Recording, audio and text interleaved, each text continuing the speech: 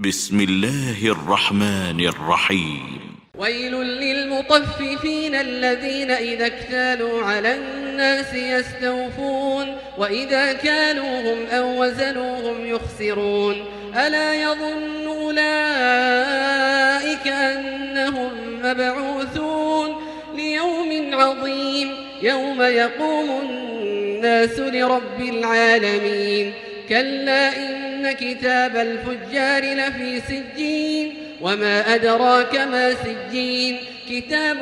مرقوم ويل يومئذ للمكذبين الذين يكذبون بيوم الدين وما يكذب به إلا كل معتد أثيم إذا تتلى عليه آياتنا قال أساطير الأولين كلا بل ران على قلوبهم ما كانوا يكسبون كلا إنهم عن ربهم يومئذ لمحجوبون ثم إنهم لصالوا الجحيم ثم يقال هذا الذي كنتم به تكذبون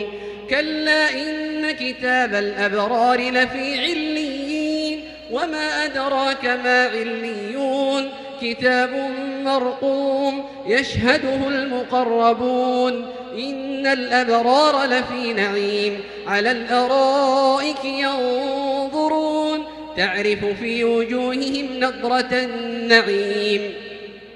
يسقون من رحيق مختوم ختامه مسك وفي ذلك فليتنافس المتنافسون ومزاجه من